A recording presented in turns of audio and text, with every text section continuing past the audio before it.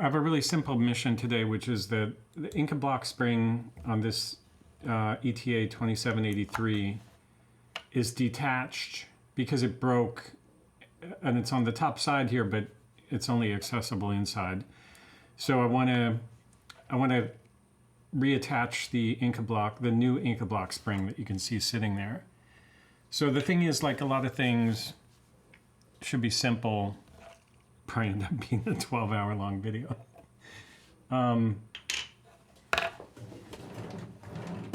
So let's see what we got.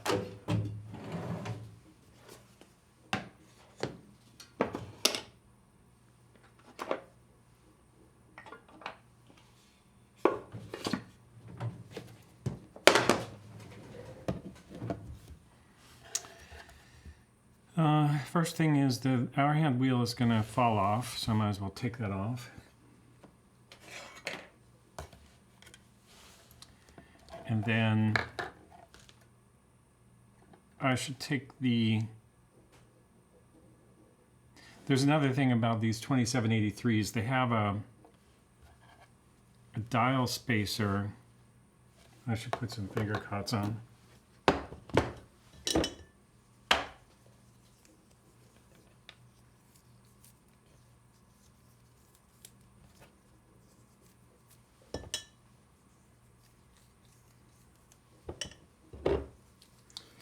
There's a dial spacer on there. I can see one is there and the other is not there. And that's because I've got a few of these 2783s in different states of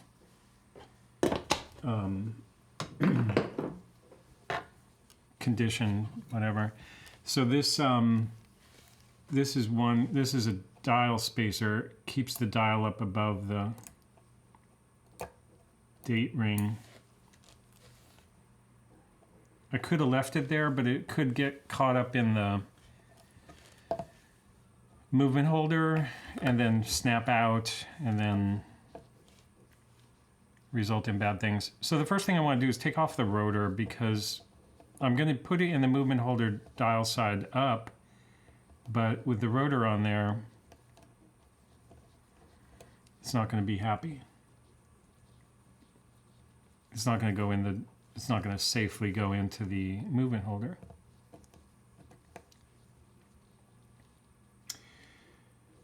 I'm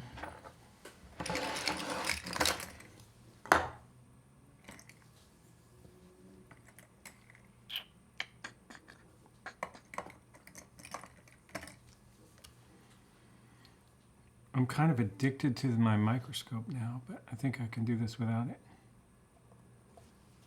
I'm going to go back to these for a second.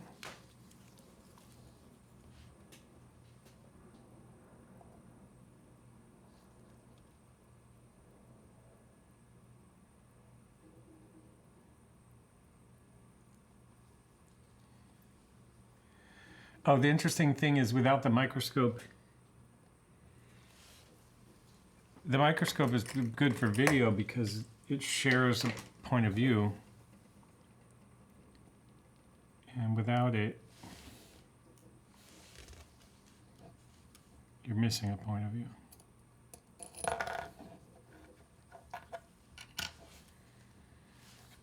Okay, so with that rotor gone, it's safe to turn this over.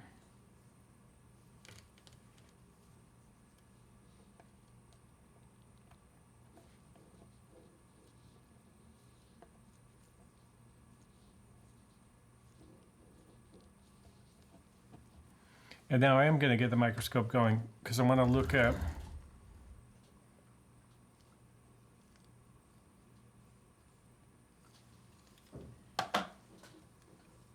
I want to think a little bit about what's the best way to go at this thing.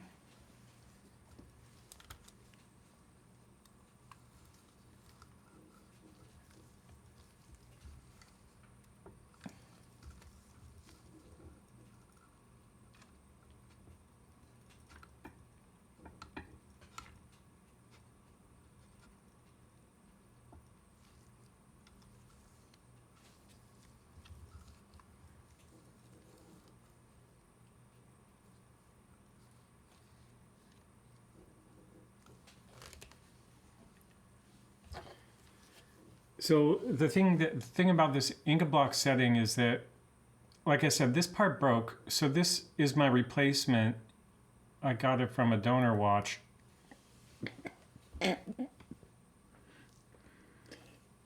I saw it go that way, so we're gonna. No, it's not. Didn't go far at all. Just a microscopic scale of things. I don't know why stuff like that cracks me up. All the things that should make me crazy, I think are hilarious.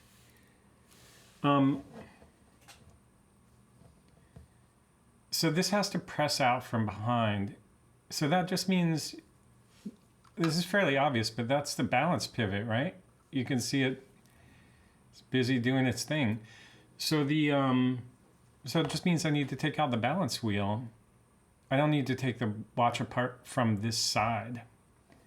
So everything here is kind of nothing's gonna fall off if I flip it over again.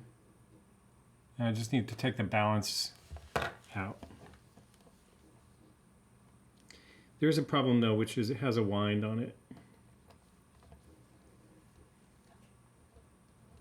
And I guess that doesn't matter. The other thing is, can I take the balance out safely with the automatic winding mechanism on there?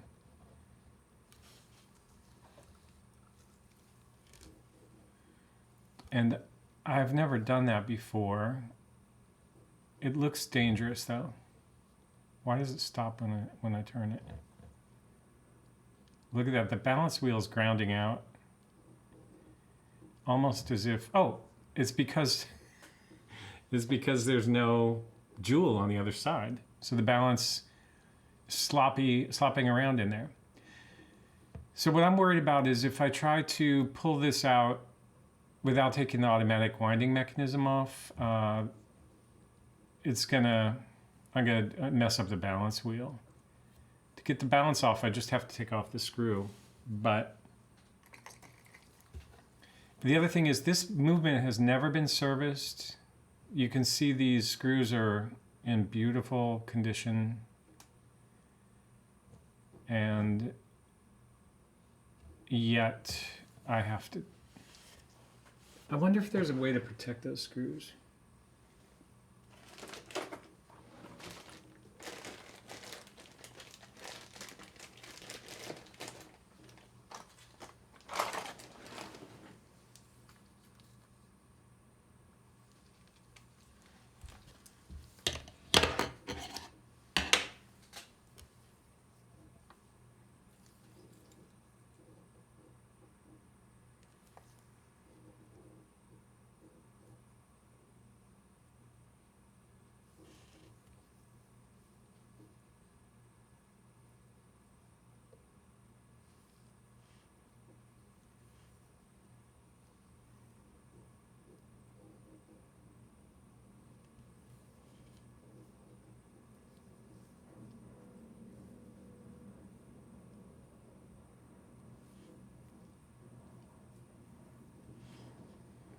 The screwdriver cut right through the plastic, so I don't think that really helped, but it's static.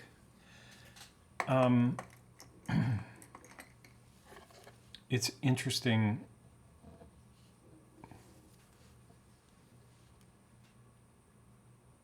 It's interesting that I feel like there's a tiny burr on top of that screw that I probably just did to it. I love the idea of just like keeping these things absolutely perfect. So this automatic mechanism should be one solid piece. It should just lift off now and get out of the way.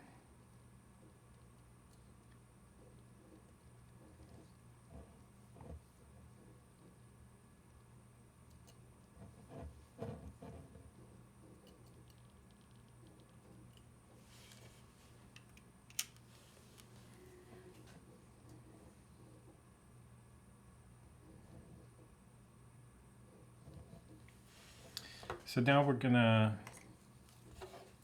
remove the balance wheel.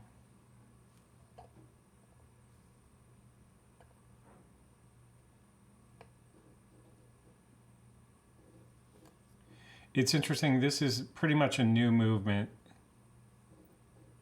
So it's interesting to feel the torque on the screws. Because by feeling that torque, you gain a sense of what it should be when you torque it yourself.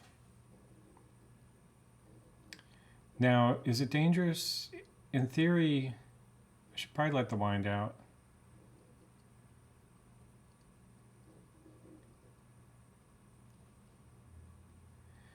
Where's the click?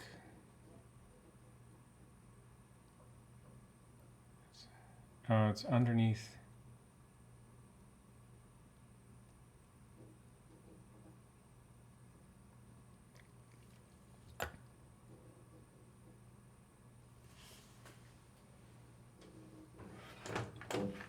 I'm debating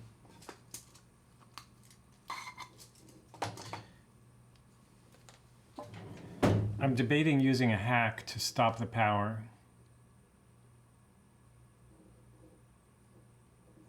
It's a terrible idea.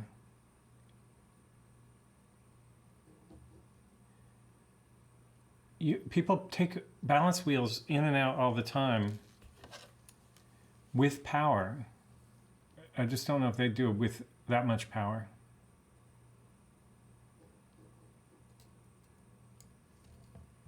No big deal.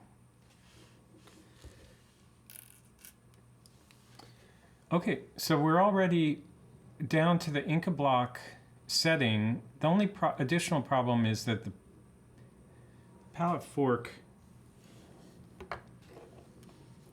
the fork side of the pallet fork is also over that Incabloc. So it would be challenging to push that out without first removing the pallet fork.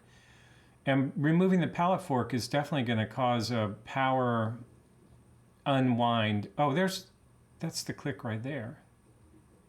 See, I've never really gotten on this side of a 2783 before.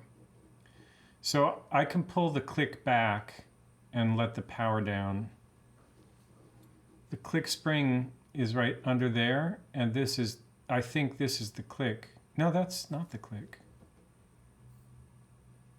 Let's see what happens. If I wind this, that's not the click.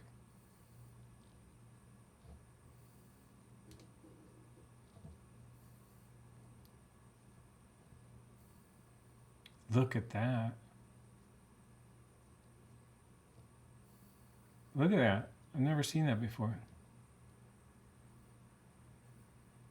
Unregulated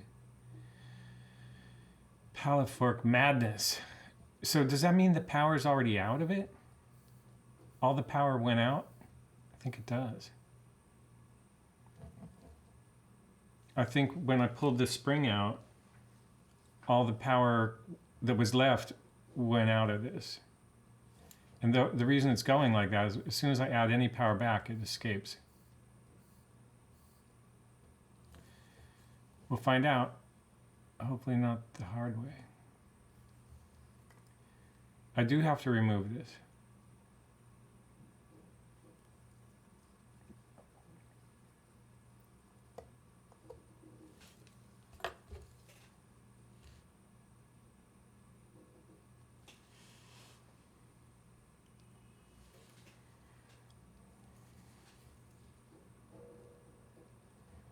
Make your bet now. When I remove that,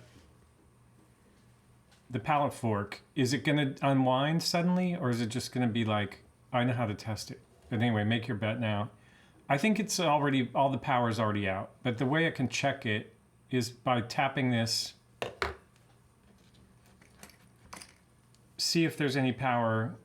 It could be that it wound down to a certain level of power, but there's a little bit left. But if I push the pallet fork this way, you'll see some power hold it the other way, like that.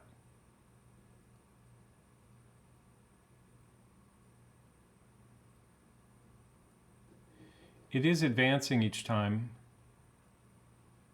So there's a little bit of power there. So I expect there'll be an unwinding event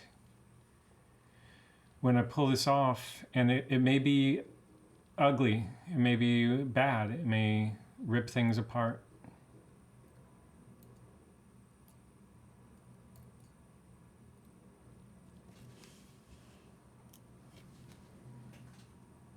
So right now I think it's not that bad. Now I'm finally going to grab this. This is still blocking whatever power is in there. I'm going to pull this straight up and we'll see what happens.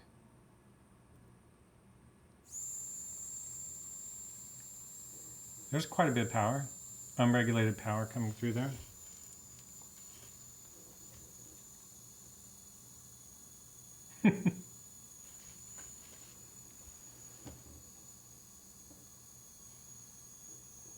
I just dropped the pallet fork.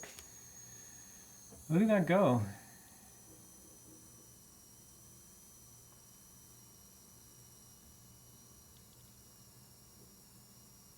That's cool. So one thing you would not want to do is try to put the pallet fork in there until that wind comes out.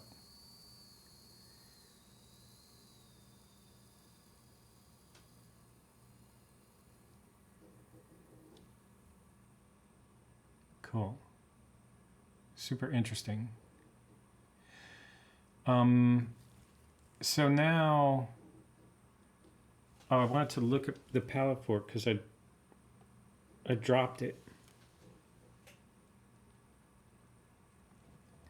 Just set it here for a moment, because dropping anything with fragile pivots can be a disaster for the pivots.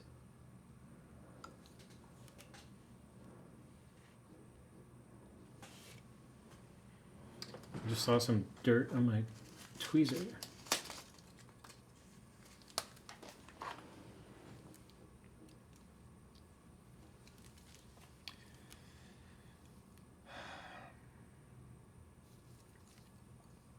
So that pivot's okay.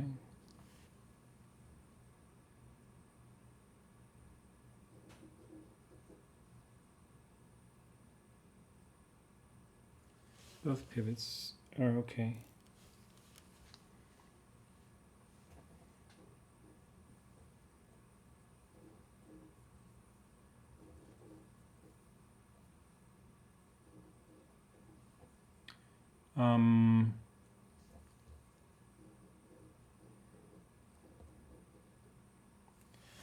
Okay, this is where it gets really interesting to me. I have to remove that Incabloc setting and then put it back in at the exact same depth.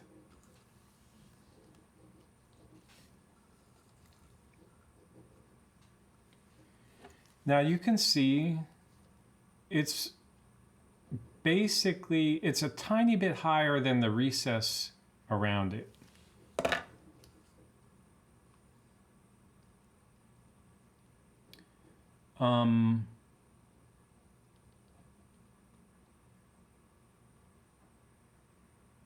But I would say it's almost flush, but it's a little bit higher. Now in theory, before I try to take it out, I should strip this watch down to its bare plate. This is the top side of it. There's two things I need to decide right now. One is it coming out the top or the bottom? Oh, you can see the broken, this is cool.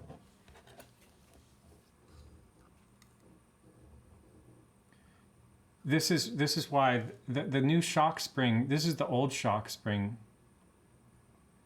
So that part has to come out, and then I have to push this back into the same depth. So I'm just thinking about this. I need to get the Seitz tool going with my Incabloc bits, or whatever you call them. Pusher and stump or anvil. And then I have to push that out one direction or the other. Oh, it's obvious. Oh, maybe it's not so obvious. Yeah, I think it's obvious that if this is all one piece, it has to come out the top. have to push it from the other side. So I'm going to push it out. But then how am I going to figure out the right depth to reset it at? I don't know. Also, when I push it out, is it gonna push out with this spring in any position? I guess it'll push out in that position.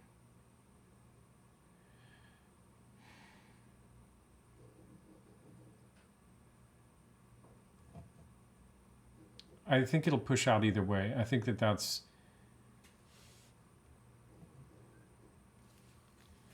Okay, so I need to go face down, dial side down, onto a stump. And I don't want my cannon pinion and second hand gear to get hit by anything. I don't want my date wheel to get damaged. But this is going to need to go face down on something. And then I'm going to have to push that thing out. Let's see. Let's see what we can do.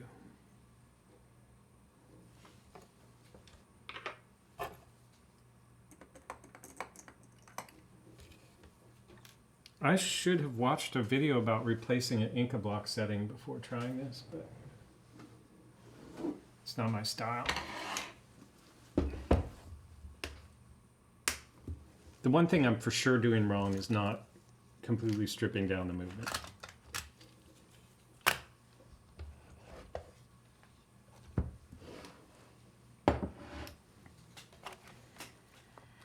This might help me understand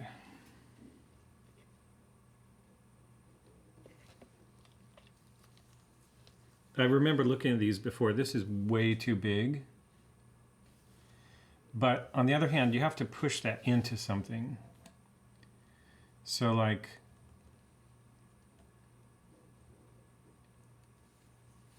this can be used as a stump and it can just fall into that.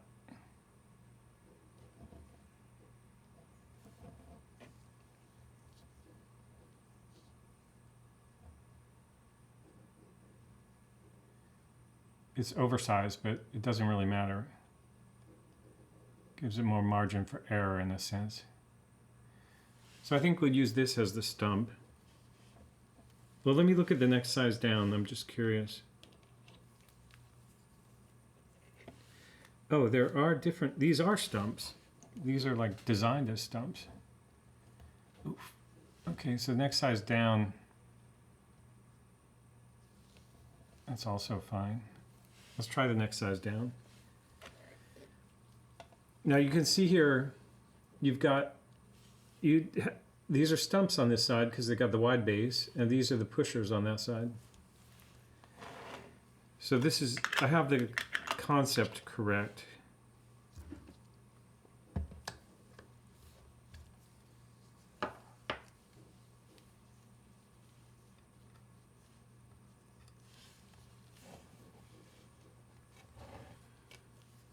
And then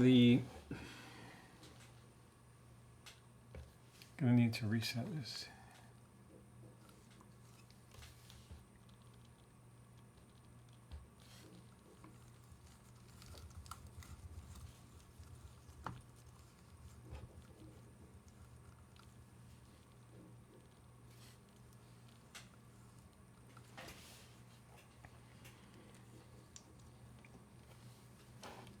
So I want to flip the movement over and center that Incabloc setting over that stump, which will be something like, where is it? Something like that.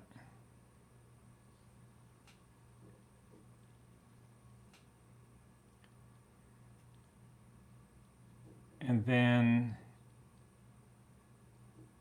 push it. Okay, so what I have to figure out now is what size to push it with.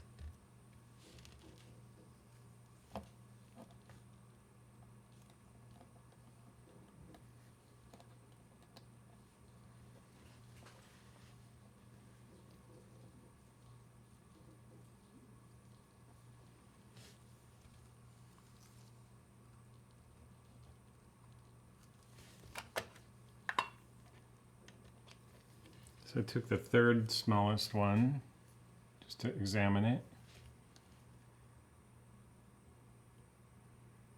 That's too big.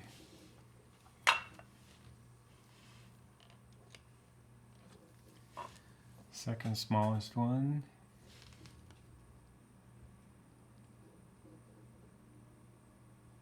That seems fine.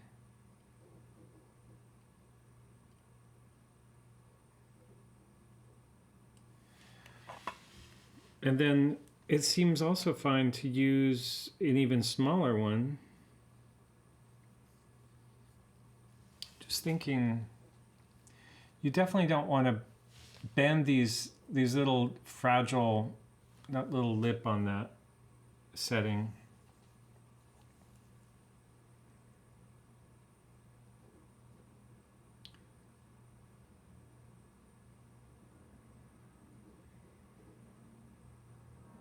Seems to me this one's going to be fine.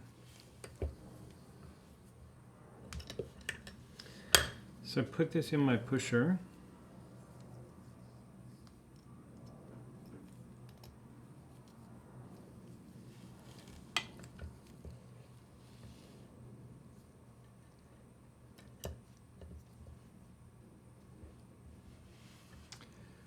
And then, you know, when I push down, it'll push that right out into the receptacle on the bottom on the stump.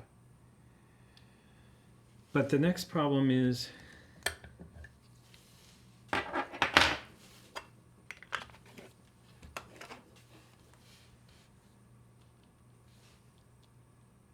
how do I use the micrometer at this stage to get back to the same depth? And I don't have an answer to that. Okay, so one thing that's cool is that if we center on top, we know, because of the nature of the Seitz tool, that we're also centered on the bottom.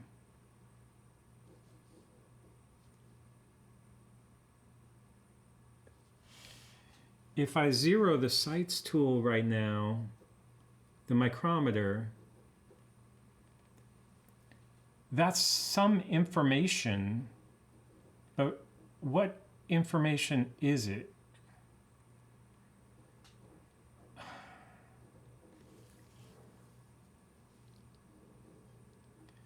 Once I push this out,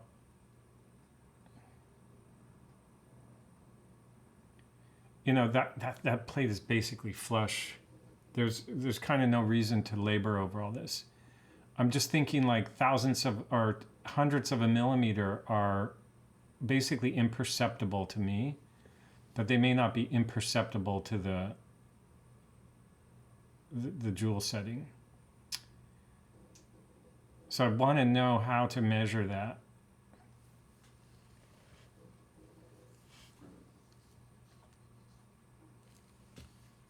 But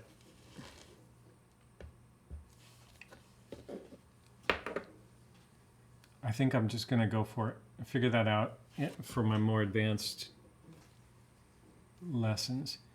So I'm going to try to push this without, ooh, wouldn't have helped to zero that, because the reason that slipped down is the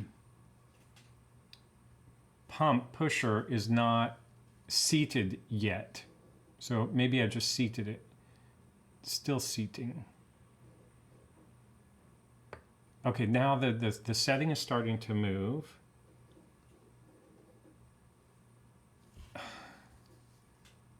Now when I push it out also, the movement is going to fall, because right now it's all being supported by that Incabloc setting. So I'm going to go ahead and, maybe I need the lever for this.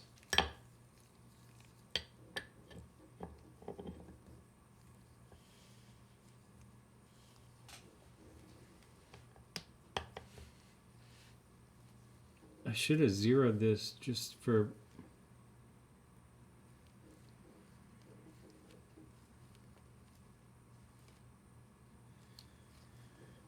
I zeroed it even though I don't think it means anything right now. Now I'm gonna lever that, and that's that. Pushed it out. There it is.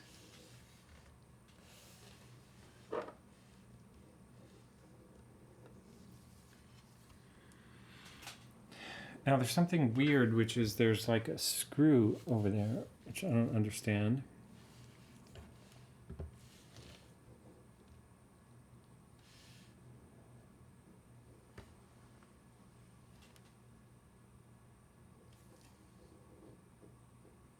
That's because it's not a screw. It's just a bit of gunk. Excellent.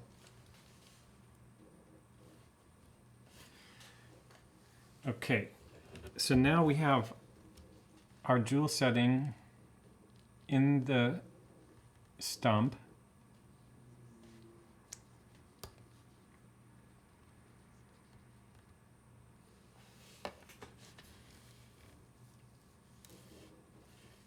I was able to dump it out, which is good. I was worried it would be stuck in there.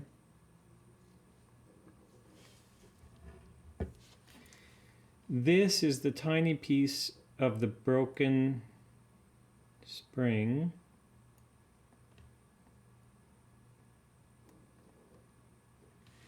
And the only way to get that out was... That's gone. Hopefully I didn't ping it into the watch movement. Oh wait, is that it?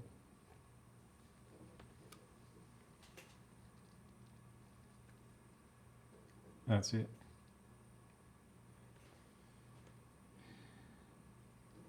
I can't see focus here.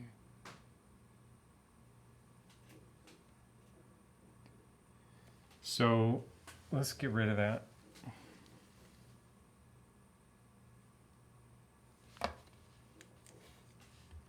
Again, that's the piece I was removing. And that's the little tab that normally keeps that spring from coming out. Now I have to think about this some more. Try to figure out how I'm going to push that back in with the new spring on it. This makes my brain hurt.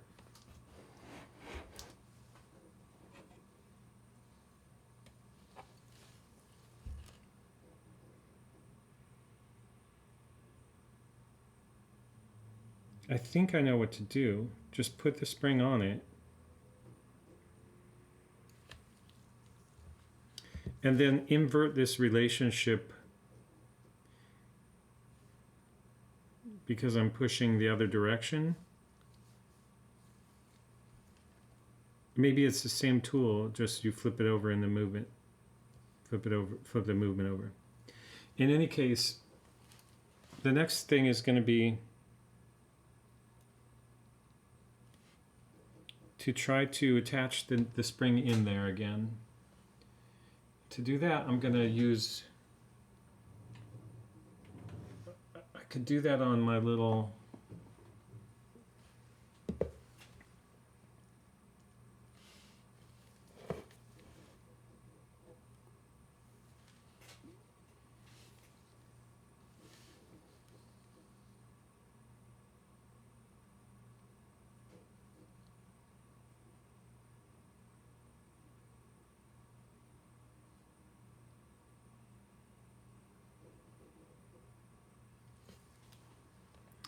that's just a way to hold that.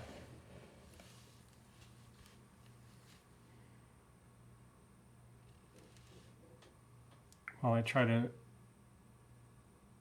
put that spring in there. Man, I was at the GPHG, that's the Grand Prix Horologic, like the Grand Prize of Horology for Switzerland. There's a museum downtown, and I was down there today looking at these watches that are up for awards, and there's this one that's I think it's called HYT is the brand, like a tourbillon. It's so insane. I was like, man, the parts in it are so small. It makes this look like, you know, I'm working on a Ford, or let's say Cadillac Eldorado, 1965 Cadillac Eldorado, because it's so big. See, this is, I had to take this setting out to be able to set this part of it.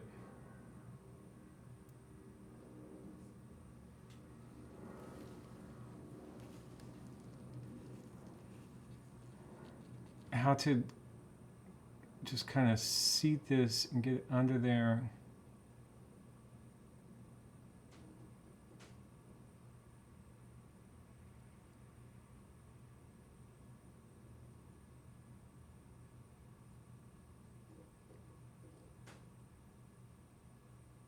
That's it.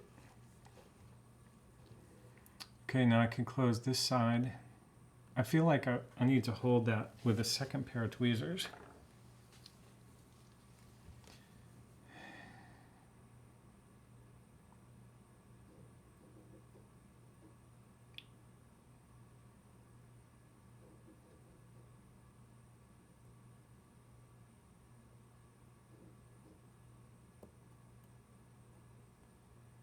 Okay, that's that.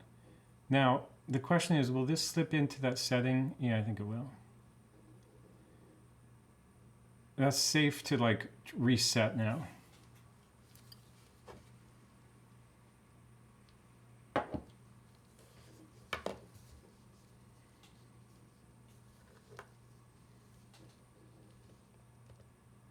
So it's going to go in this way.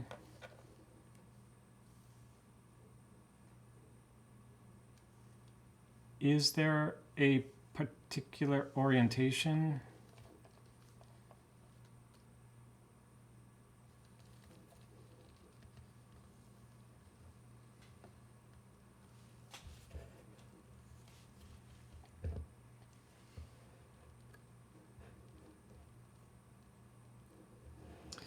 There's one thing I want to check because I didn't anticipate using the stump in the for the reverse of this operation.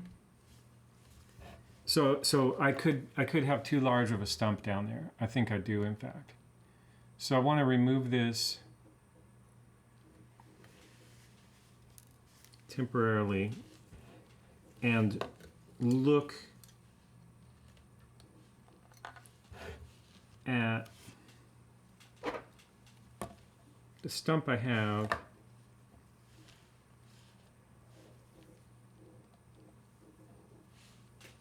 In comparison to the spot where it goes. See, that is way too big. Because I've flipped that over. So I suspect that for this, I might be down in this range.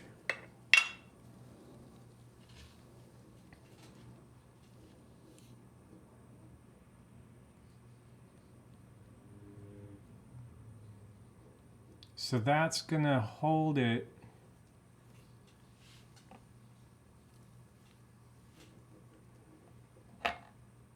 Yeah. That's gonna hold it while I push it back in. And I think that's perfect. And that's why you need these damn Incabloc tools. It'd be really hard to do this with regular Horia or Seitz tool parts.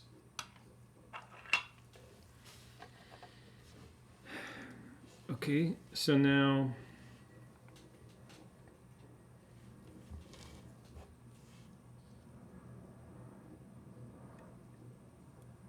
wow. Okay, so we're gonna, oh, I'm upside down. Yeah, it's not going to be that easy because this finds its seat well. This side, though, I'm going to have to hold it in position, put the setting in there first, push it down in there, and not push it too far. And that's where like maybe the zero, I don't think the zero is going to help me here. I didn't zero it correctly, I know that. So I think the way I'm going to do it is by eye, and that's not right. But in any case, we're going to slip this here. Let me just get that out of my hands.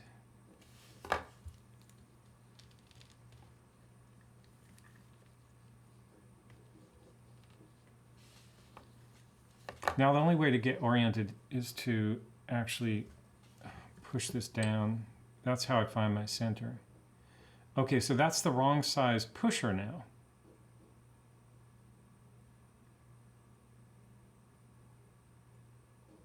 So I need to go up one pusher size.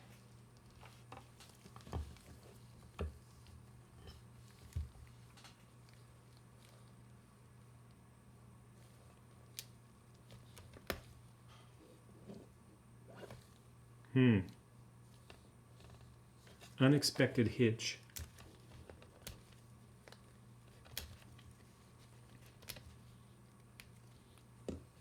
I don't know how I'm going to get that out of there. Can you push these from behind?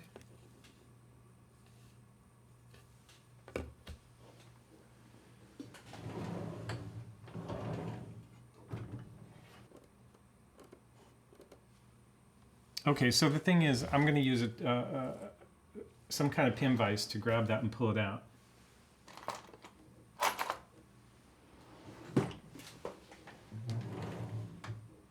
I've got a few.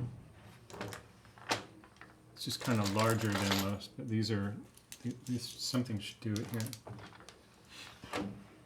I have this fear of, which I think is a good fear to have, of ruining expensive tools.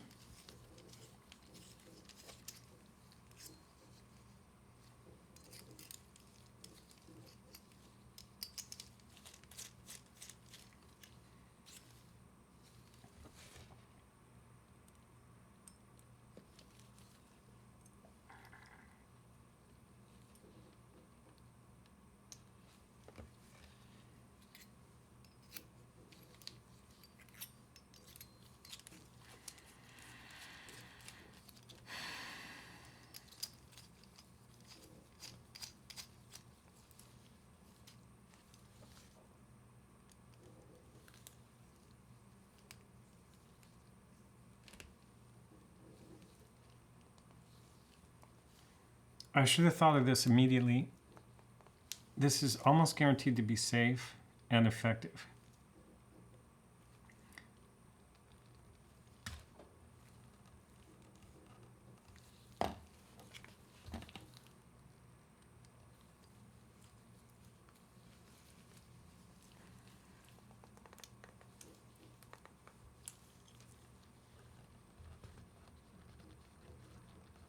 There we go.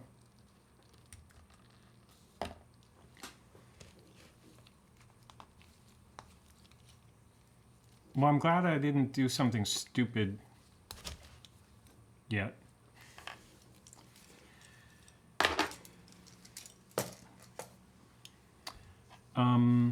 Okay.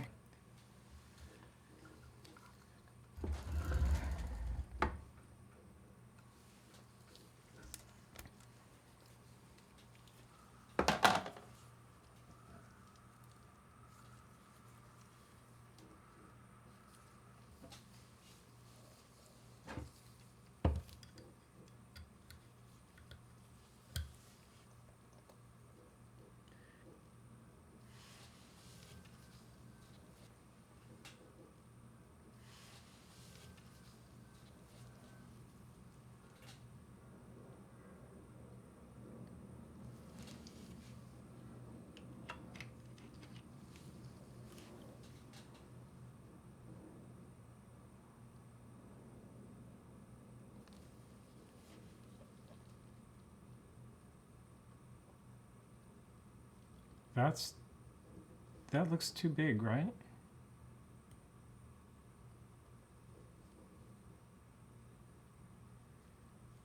can't tell.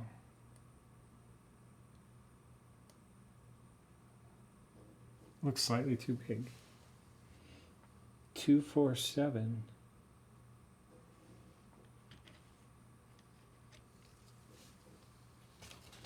But this is...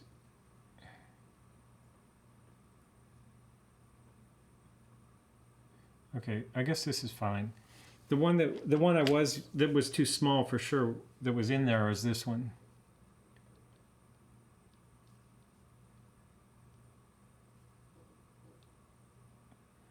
Actually, maybe it's not too small.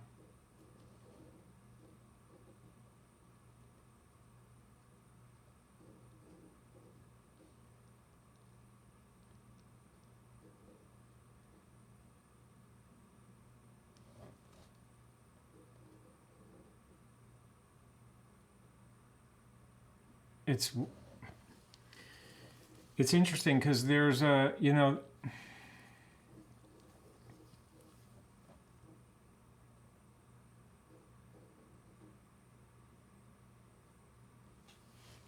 I'm going to try the small one actually.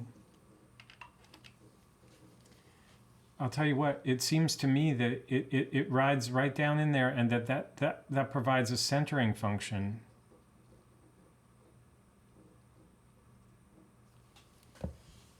So the only thing I'm going to do differently is I'm going to put a bit of oil on that punch.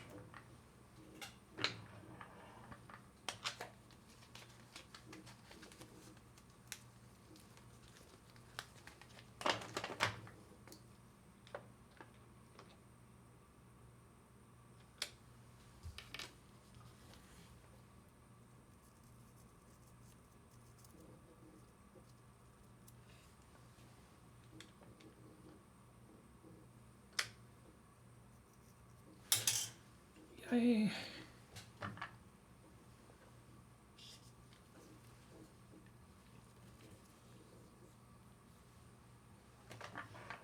So I put some 90-10 on it.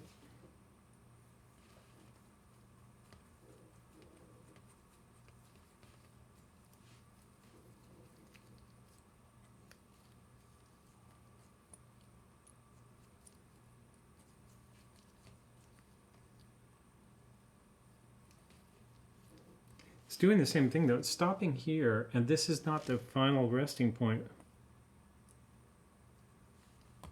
See, now it's going... Anyway, I'll use the pin vise again.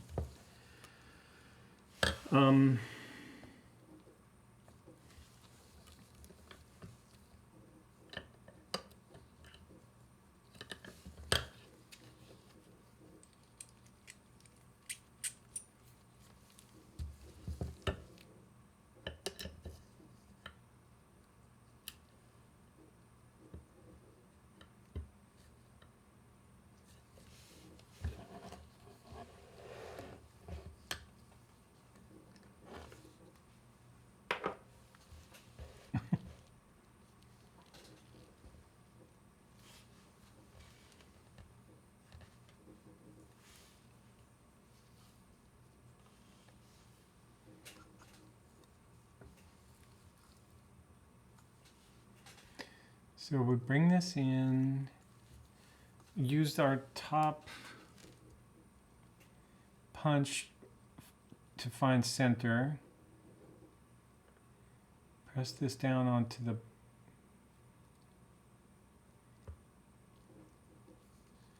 bottom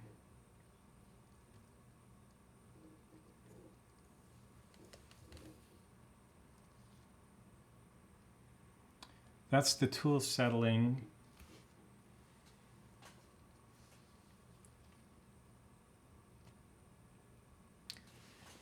And the only problem is I just am not,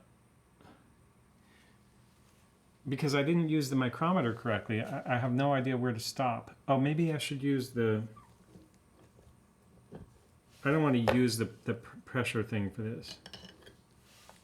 The lever. I want to use the other head for this.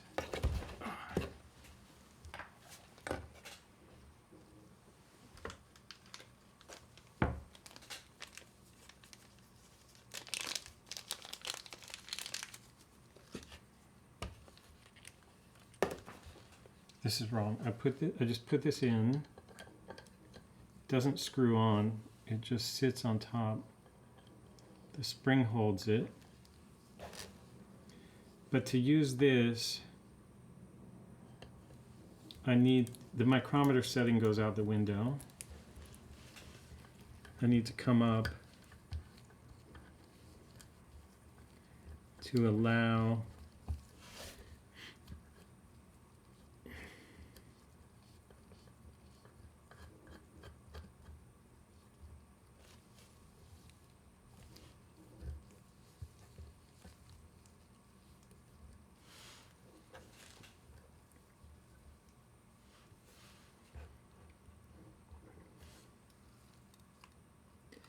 So the reason for that is to be able to just go slowly with that inserting. The lever could give me too much power. I could push it in too deep.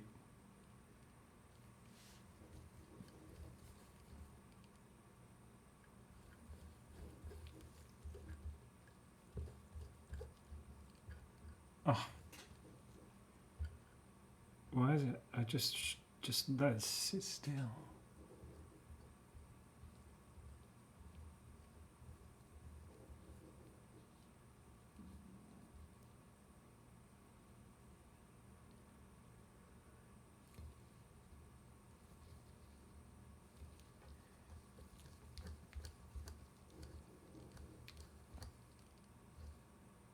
Okay, that upper tool was not right. I just want to look at the bottom and see how deep it set it. It looks okay, actually.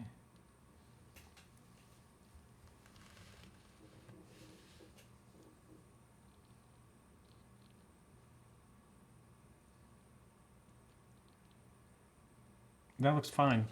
The problem was that on the top, the tool actually damaged this setting.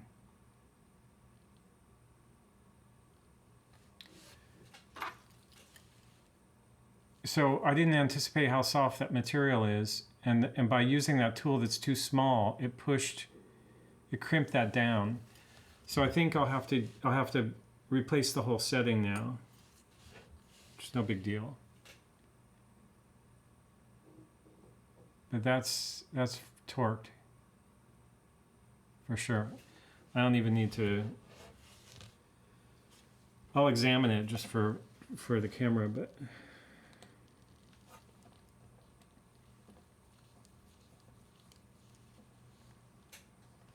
See, one thing that'd be cool would be to be so careful that I don't make mistakes like that. But the other thing would be to get some proper training before attempting these things. Like, this is going to be jammed in there.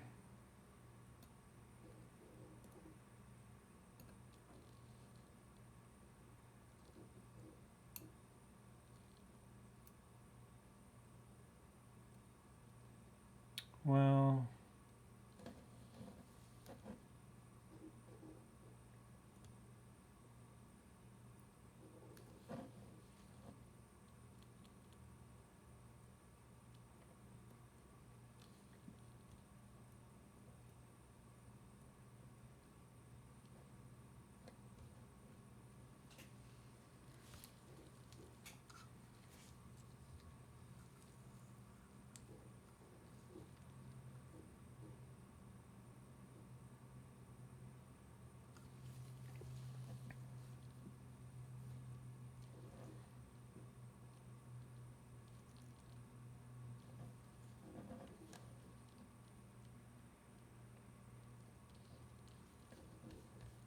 the question I'm asking myself now is like, did that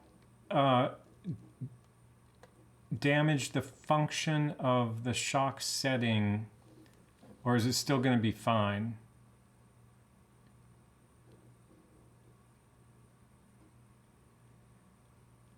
Putting that, like crimping that little shoulder there, maybe it doesn't matter. the question is how much to lower that by, if at all. I don't think it matters. So I think I'll just continue, because one of the tests will be like, does it run fine when it runs again?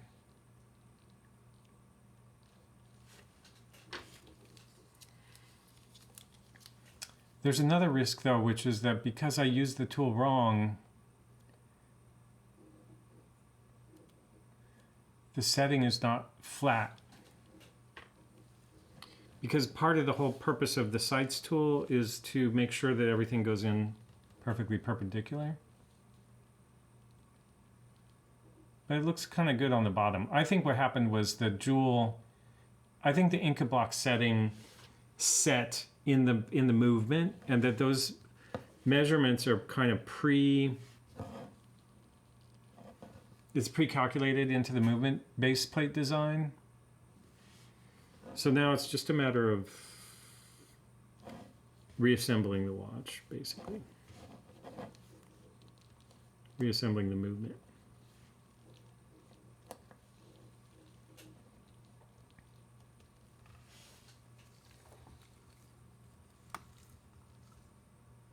$27.83, yeah. Okay, so step by step though, I need to put my tool away.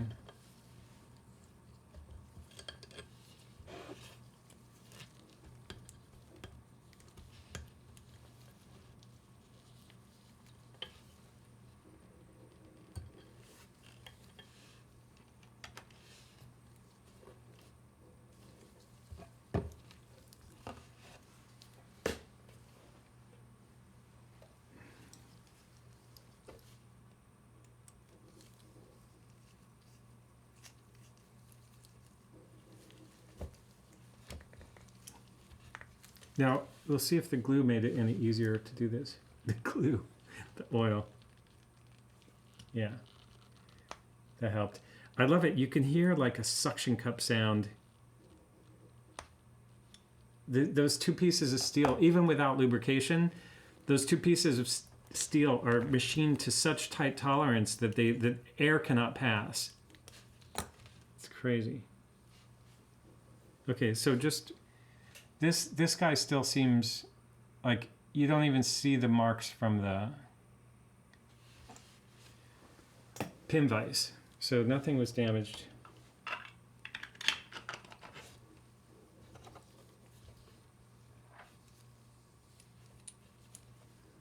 Man, this gives me a lot of pleasure. A lot of pleasure.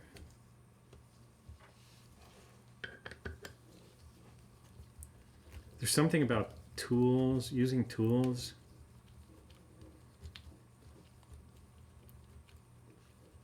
I guess computers are the same way. We're getting the benefit of our human ancestry. Like they did, like other people did all this, went to all this effort to create these things, and we get the benefit of that and get to just enjoy all the thought that they put into figuring these things out. It's really fun. All right, so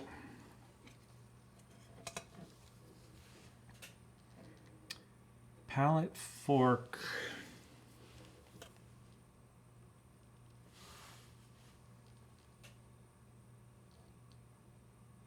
That's upside down.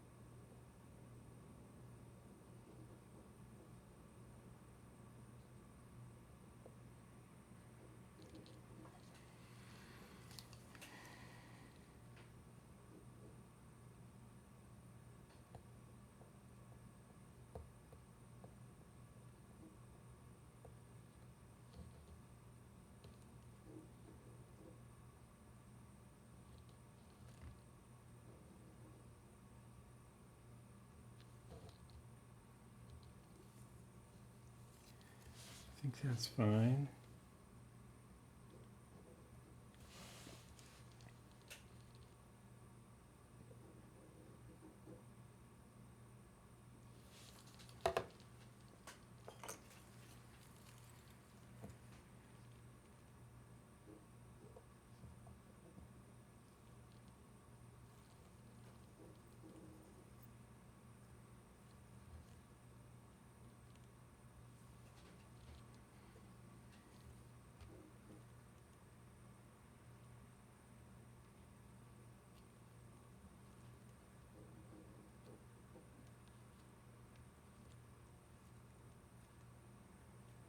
Where to stop on the torque is hard to know.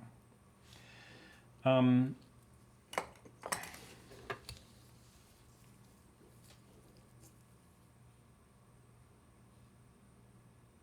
I ready to do the balance already? I think so. I think there needs to be some power in the watch to do this, though. Maybe not. Oh, there is a little bit of power.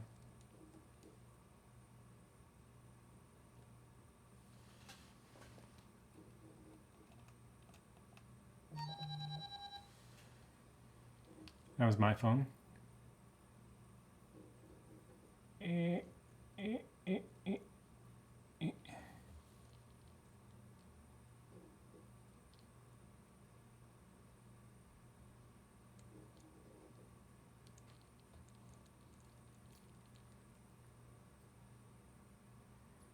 Maybe I should, ooh.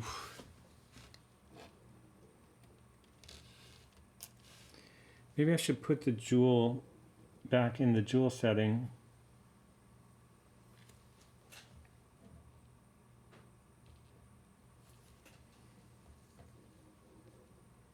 Might as well. It's also a good test of the work I just did.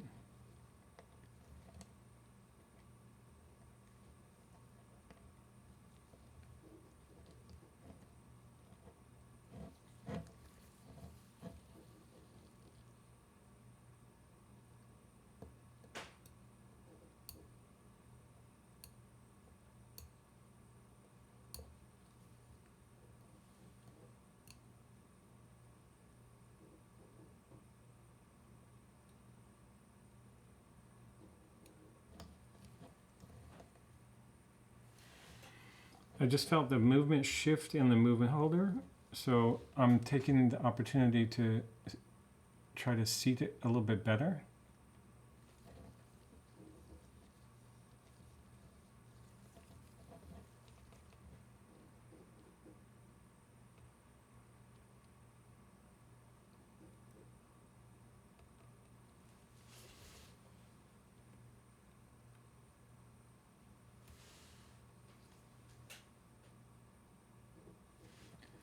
See if I can tumble that in there.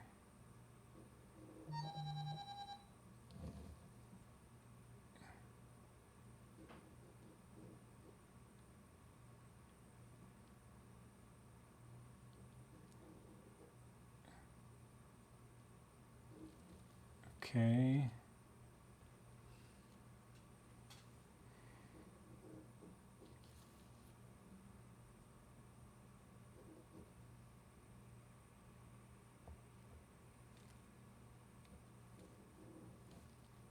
What's that? I don't think that little shoulder I put in that setting actually did any harm. Cosmetically, it's not great. 100 years from now, somebody will open this watch and wonder what the hell happened.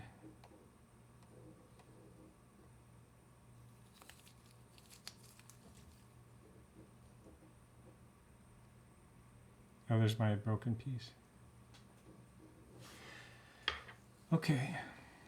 So what that'll do is it'll hold the balance a little bit better.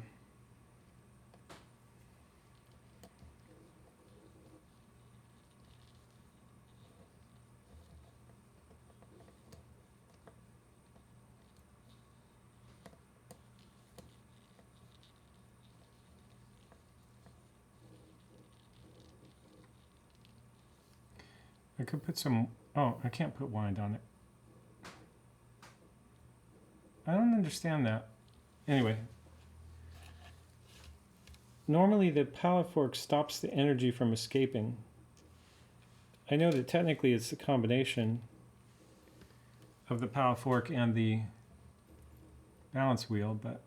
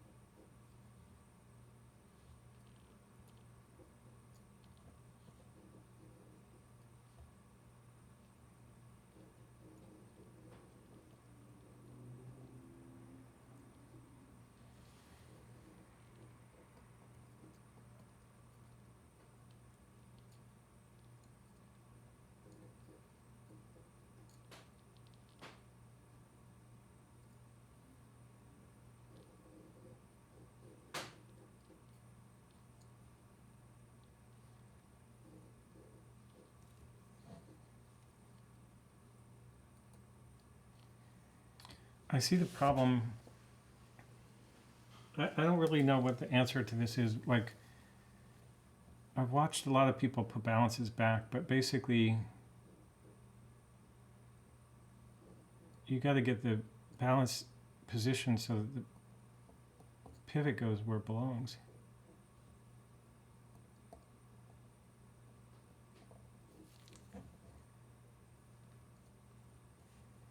And then why is it not running?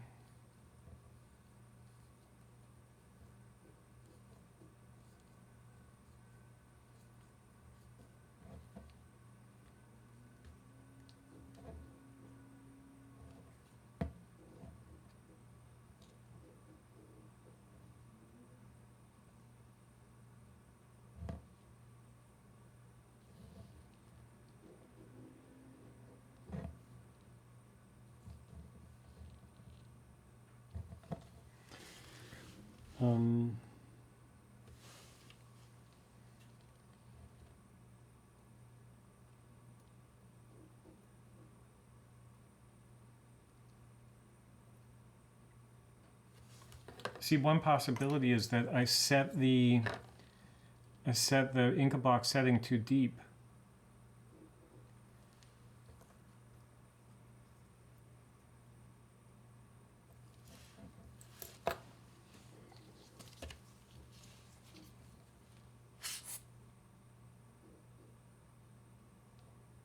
That looks like no power.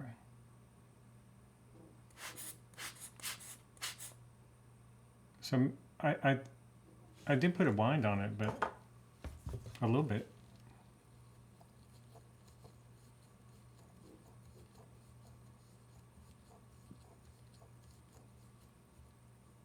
Oh, weird. Oh, I'm not in winding mode? Yeah. I was in setting mode. Jeez. So that is the click. The whole time I was like, that's not the click, because I was in setting mode.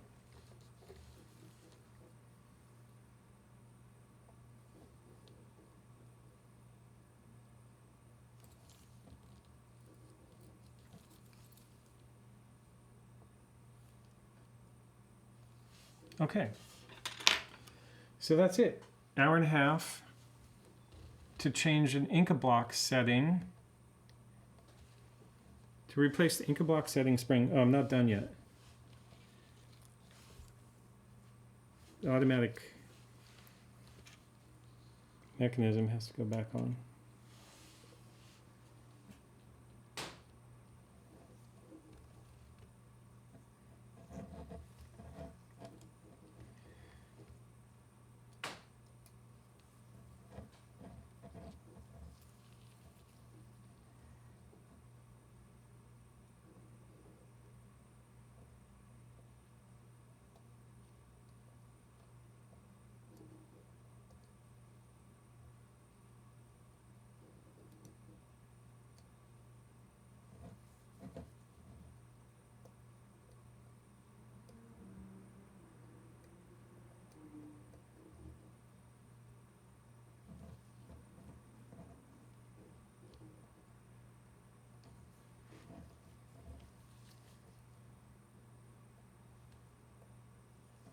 There's a gear under there that has to seat correctly.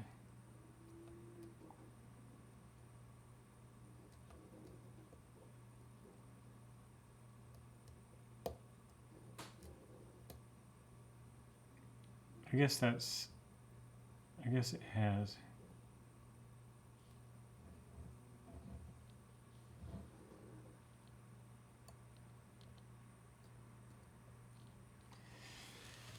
Okay.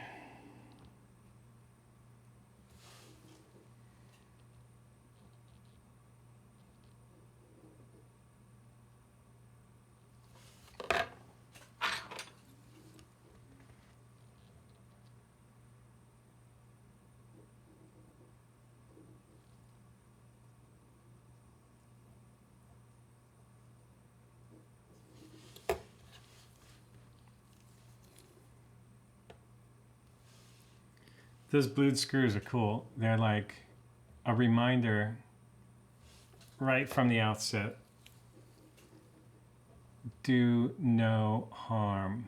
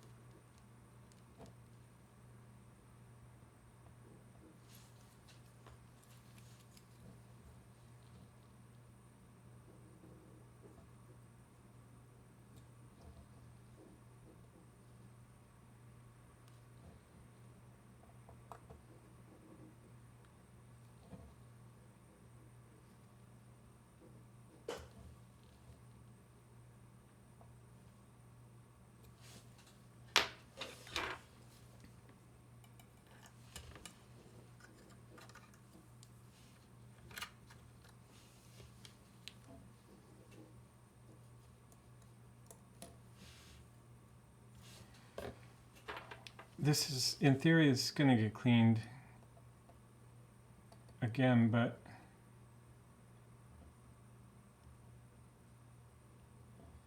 probably not a bad idea to kind of make sure I'm not introducing fibers.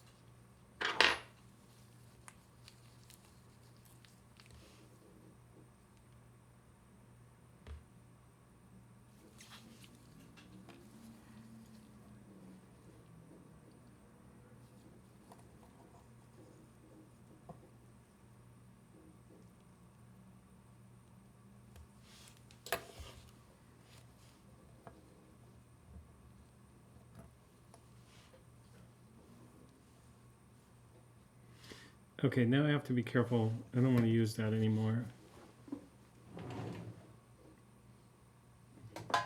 Essentially, I don't want to even, I just want to put it away at this point because all that goes on it is the outhand gear and that case spacer.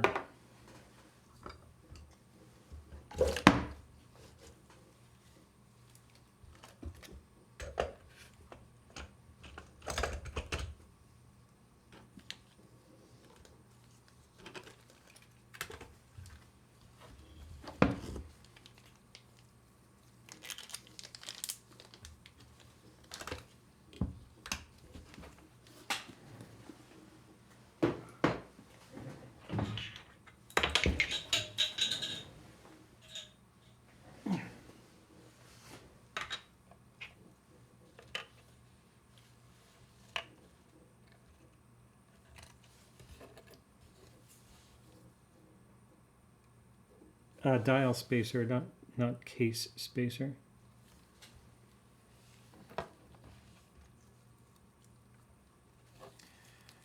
I don't think I'm going to put the dial spacer back on it because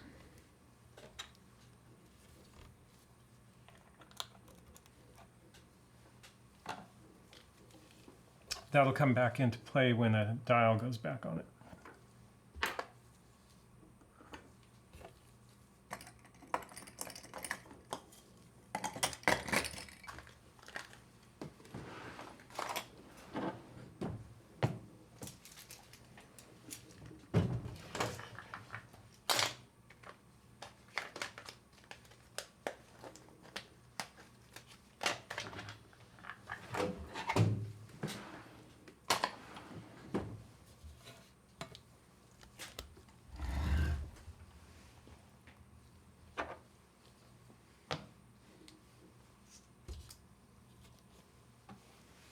All right. That was a great success. Thanks for watching.